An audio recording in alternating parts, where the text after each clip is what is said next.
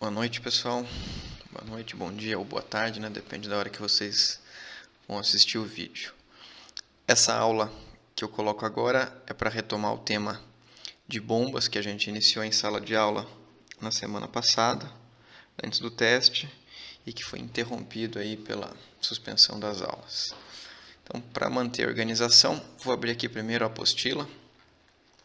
Nós já vimos em aula presencial o capítulo 1, capítulo 2, capítulo 3 e estávamos vendo o capítulo 4. O capítulo 4 eu vou dividir ele em 3 partes. Uma parte para falar de bombas, ou repetir inclusive o que a gente já falou em aula. Uma segunda parte para tratar de cavitação. E depois uma última parte de transientes hidráulicos. Então, o capítulo 4 e 5 eu vou dividir em 3 aulas separadas. Cada aula vai ter um vídeo teórico e um vídeo de resolução de exercício.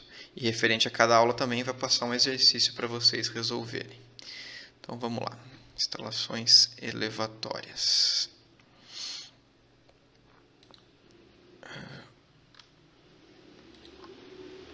Vamos iniciar a apresentação. O botão da câmera está bem em cima da apresentação.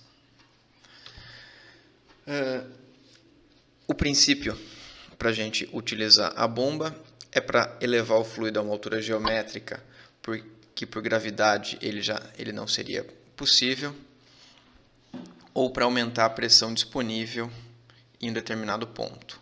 Ele vai consumir energia elétrica e converter isso aí em energia hidráulica. Então, o funcionamento da bomba, semelhante ao de um ventilador, né?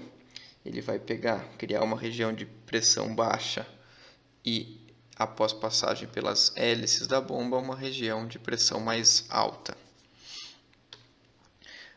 Tem vários tipos de bomba. O primeiro tipo é o que a gente chama de bomba volumétrica, que seria um pistão empurrando o fluido em seu interior. Vamos sempre para a imagem que facilita.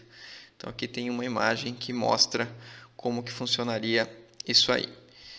Isso aqui só dá certo se a gente tiver esses dois dispositivos, que é uma válvula de sucção e uma válvula de descarga, para não acontecer de na hora do pistão se movimentar e empurrar a água por onde foi a origem dela.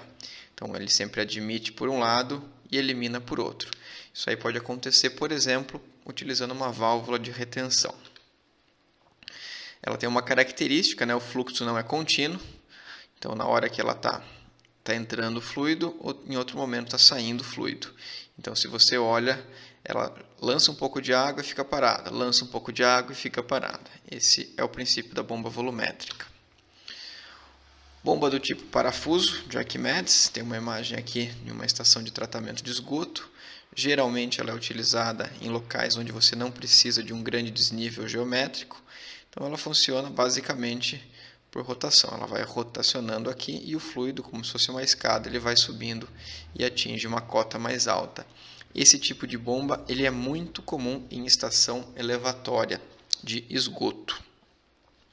Então você chega em uma determinada cota muito baixa, por causa da declividade da rede de esgoto, e você eleva ela. Então, para elevar, por exemplo, 1 metro, 2 metros, ou uma distância até menor que isso, essa bomba tem utilidade. Ela não precisa de encanamento, fica confinada, nada desse tipo. Além disso, permite a passagem, inclusive, se você não tem um fluido totalmente uniforme, né, que ele pode ter algum sedimento no meio. E aí a gente entra nas bombas de deslocamento não positivo, que é o que a gente chama de bombas dinâmicas. Tem a bomba centrífuga e a bomba axial. A bomba centrífuga ela pode ser radial, helicoidal ou diagonal, depende da posição que o eixo dela vai estar. Bomba centrífuga, essa imagem aqui. A gente sempre vai ter um motor elétrico acoplado na bomba, o fluido entrando axialmente e saindo aqui pela tangente. Então ele sempre vai entrar nessa direção, na direção do eixo da bomba, e ele sempre vai sair aqui nessa direção. Então esse é um dos cuidados que tem que se tomar na hora de fazer projeto, para não colocar a água entrando por um lado e saindo pelo outro, né? Se ela sair pelo outro lado, ela estaria passando por dentro do motor. E aqui tem uma imagem que mostra esse funcionamento, né? Então a água entrando aqui por um lado, o rotor girando em alta velocidade e água saindo por aqui. Então, motor elétrico e bomba. Dentro da bomba a gente tem o rotor, tubulação de sucção, tubulação de recalque. Mais uma imagem para mostrar, tem vários tipos de rotores, já vai aparecer aqui na apresentação. O rotor é a parte interna que vai estar em rotação, ele pode ser de vários modelos. Ele pode ser assim, com a parte do fundo fechada, com as pás abertas. Ele pode ter esse modelo aqui que ele tem uma abertura sempre que acaba a pá. Ou ele pode ser totalmente aberto, como nessa figura aqui. Depende muito da aplicação que você vai estar utilizando. Então, a definição do rotor, o tipo de fluido, impacta na escolha do tipo de rotor.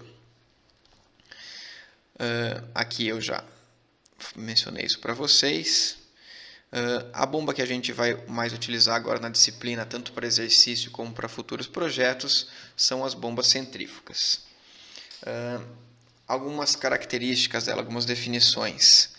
Mancal é aquela estrutura de apoio ao eixo, onde você pode deixar a carga, o peso da bomba apoiado. Existe o selo também para fazer a vedação.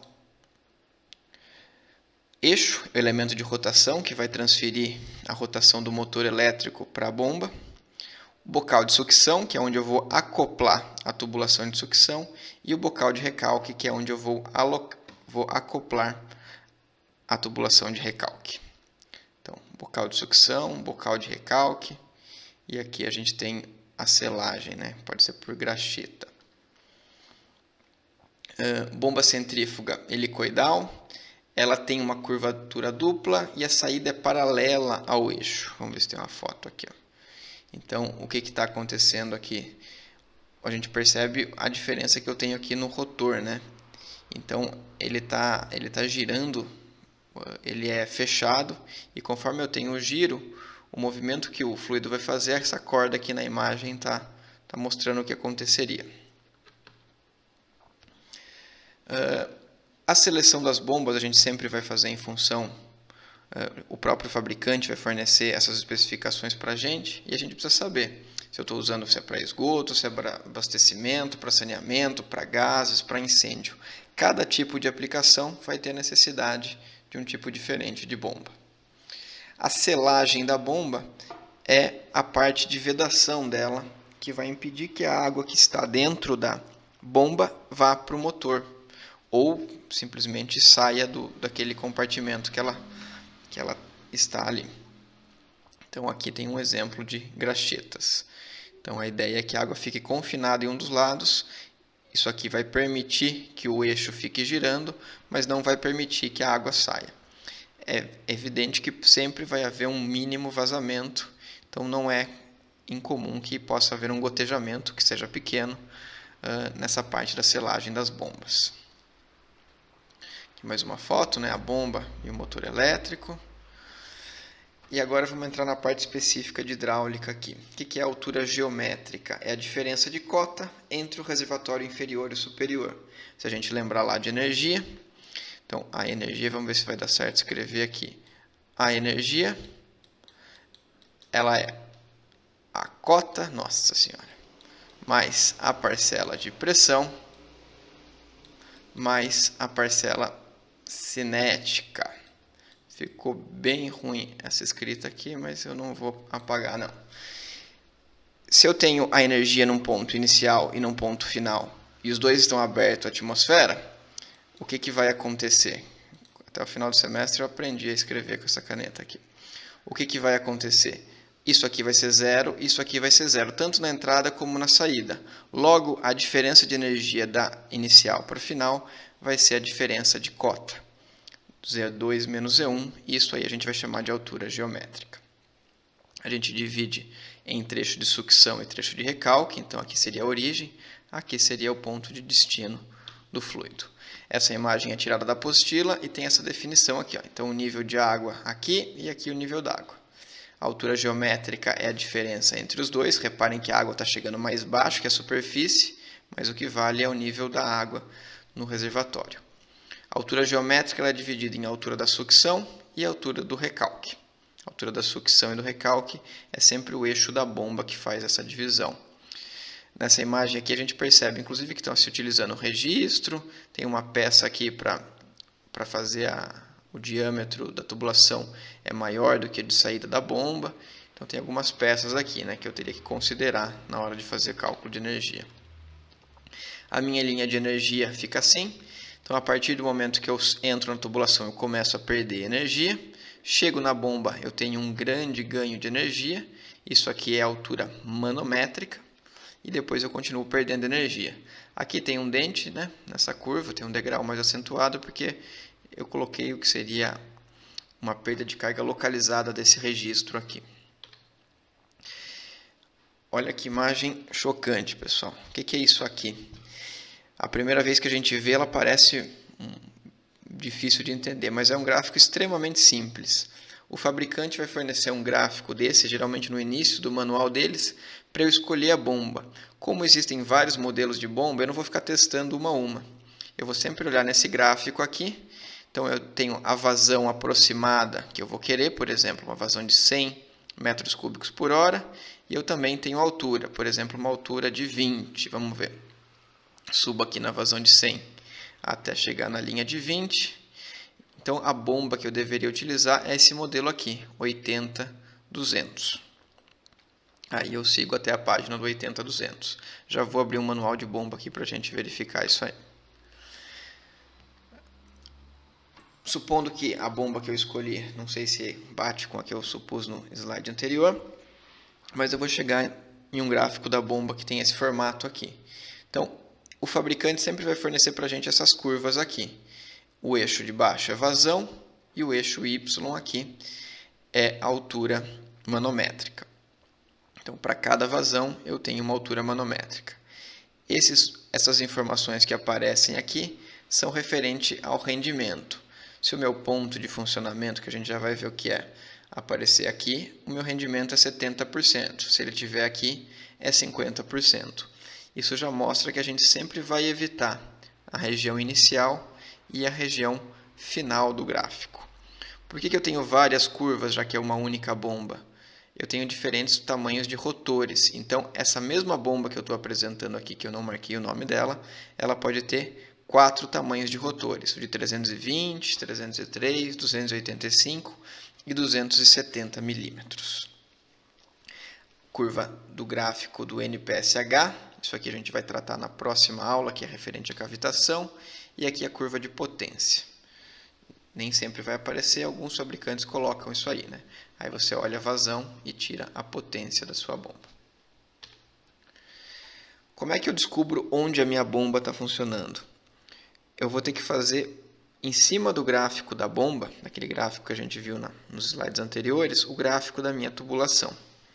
Vai dar uma curva como, por exemplo, essa curva em vermelho aqui.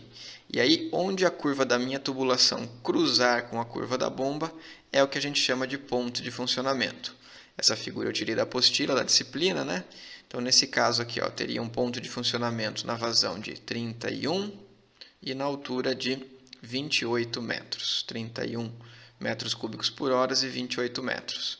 Com um rendimento aqui aproximado de 66%. Acessórios que vão aparecer na válvula de retenção, na instalação de bombas, é a válvula de retenção, que permite que o reservatório que está sendo enchido não esvazie na hora que a bomba desligar e o fluido volte, faça a bomba girar ao contrário e descarregue todo o serviço que a bomba fez. Registro gaveta, a gente sempre vai colocar para se precisar dar uma manutenção na bomba, também não ter o esvaziamento do reservatório, nem ter que desmontar toda a tubulação. E manômetro. A gente sempre coloca o manômetro de montante ou de jusante para saber o quanto de pressão a bomba está fornecendo. Então é indispensável também para ver se o sistema está funcionando corretamente e inclusive para monitorar a cavitação, que é o tema do próximo vídeo. E aqui algumas imagens para a gente finalizar essa aula. Tem uma parte de dimensionamento ainda que eu vou mostrar no exercício, mas aqui algumas fotos de instalações hidráulicas, de elevatórias. Então eu tenho a entrada, provavelmente um reservatório aqui onde ele está captando água, um registro gaveta, aí passa pela bomba, Aqui tem uma redução instalada ao contrário para aumentar o diâmetro, provavelmente uma válvula de retenção, mais um registro aqui, e aí segue pela tubulação de recalque até o ponto de descarga da água. Nesse caso aqui a gente tem duas bombas, elas estão trabalhando em paralelo. Então vai ter uma aula para falar disso aí também. Trago algumas informações, né? Tem uma estação elevatória muito famosa aqui no estado de São Paulo, que é a que é utilizada no sistema Cantareira. Então a gente pega as represas que saem desde Jaguari e chegam até lá em Paiva Castro, vários reservatórios do sistema Cantareira, e isso aí é elevado para abastecer a região metropolitana de São Paulo, né? Essa estação elevatória que a gente tem aqui, olha, dá para, lógico que isso não está em escala, mas dá para ter uma ideia do tamanho dela, é chamada Estação Elevatória de Santa Inês. Ela tem uma capacidade altíssima, é uma vazão de 33 metros cúbicos por segundo. Nem sempre funciona na capacidade máxima, em função de alguma regulação, mas ela tem uma capacidade muito alta. Olha o tamanho dessa estação elevatória. Então a gente tem 4 bombas aqui que trabalham em paralelo, em regimes inclusive de funcionamento, nem todas ao mesmo tempo, elas ficam se alternando. E para vocês terem uma ideia do tamanho dessa estação elevatória, tem uma foto da construção aqui, né? Olha o tamanho do motor aqui na época da construção da elevatória de Santa Inês. A gente pega uma pessoa que é praticamente o tamanho do motor, né? Aqui ainda está sem aquelas capas que foram colocadas. Então, bomba e motor elétrico. Então, é uma estação gigantesca para dar conta desse volume, né?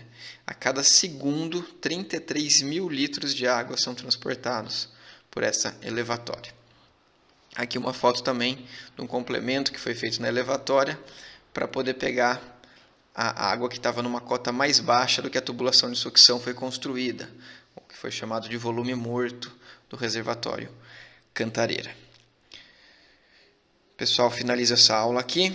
Na próxima aula a gente fala de cavitação, como é que eu seleciono o diâmetro das bombas e também exercícios referente à instalação elevatória. Obrigado.